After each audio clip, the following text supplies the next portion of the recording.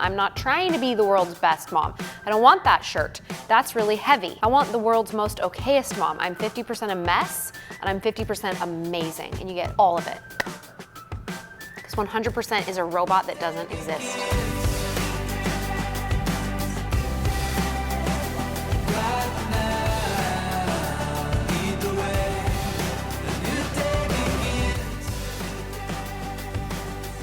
Interesting, because what I see here is this attachment to this belief that it would be better if our time was spent serving others.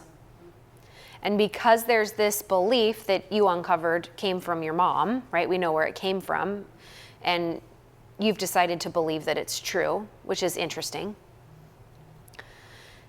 And because you believe it's true, when you are doing something that is not in the service of others, you don't give yourself permission to think the thought, what I'm doing for them is good. You haven't said this word yet, but I'm curious to know. And if I'm wrong, just tell me and it's fine. But I wonder if when you are serving someone else, kids, church members, community members, and you're thinking, I'm helping them, I'm showing love, I'm lightening the load. I wonder if you are actually feeling love. The reason why I'm asking this is because love is the greatest human emotion that exists. And when you feel it, it releases oxytocin in your brain. And there's a reason why heroin and oxytocin, oxycodone are so popular in the pharmaceutical industry. Not that heroin's part of pharmaceuticals, but they're like one molecule different with oxycodone and heroin, right? They mimic oxytocin, which your brain makes on its own when you feel love. Oxytocin's released when you give birth and when you breastfeed, by the way. That is the hormone that is released instantly when you have a baby. Funny story, every time after I have every one of our babies, I look to Sean and I go, let's do this again. And he goes, we're doing it now. It's happening now, currently, now. We're good. Right? This ADHD, very, could be a drug addict easily, right? Addictive, impulsivity, all that, right? But interestingly enough, that's the drug that releases inside of your brain in those things. Also can happen in service when we are thinking, I'm helping them, I'm so good, they love me. Then you feel love, which would be why you might continue to do it, is all I'm saying. This is what I like to say, and I learned this from Jody Moore. I'm the world's most okayest mom. So when Mackenzie says, I wish you were one of those moms that took me to lunch, I was like, I'm not, but I love you. I'm not one of those moms. And if I was one of those moms, guess what? I wouldn't be one of those moms that can take us on vacations and stuff.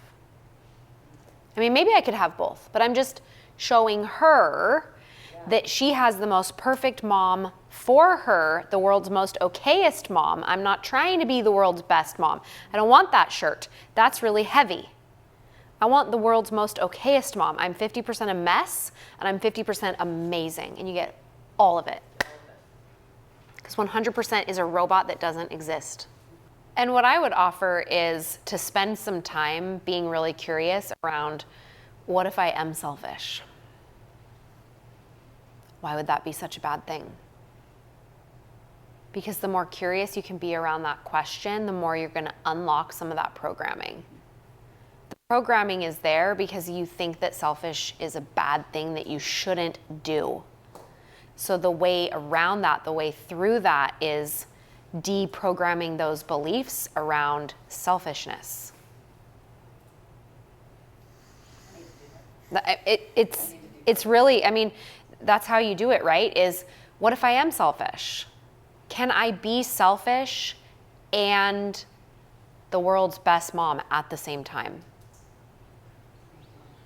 What's the answer? Is it possible? If it were possible, what would that look like? Because see, the human brain likes to think in black and white. Yeah.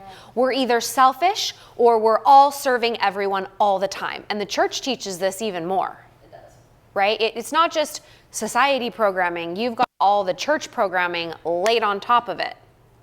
And so you're either all in or you're all out. What if you're not? What if you are selfish and the world's most okayest mom? What if you're selfish and the world's best mom? What if you're selfish and you choose to serve when you want to?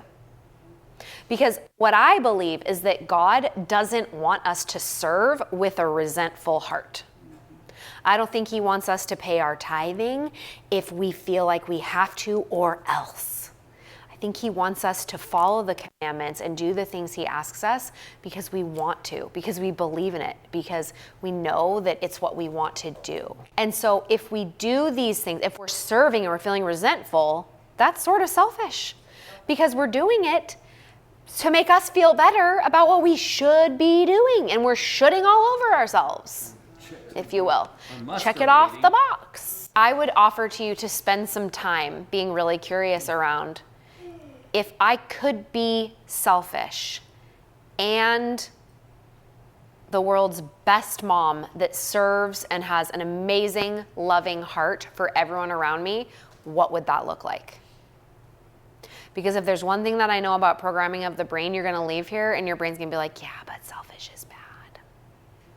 Because the human brain always wants to be right, and it knows it's right about this right now until we change this belief. When you try to talk it into something else by changing the circumstance or changing the word you use or whatever it is, sometimes your brain will subconsciously go, liar, this is such a load of crap. You're so selfish.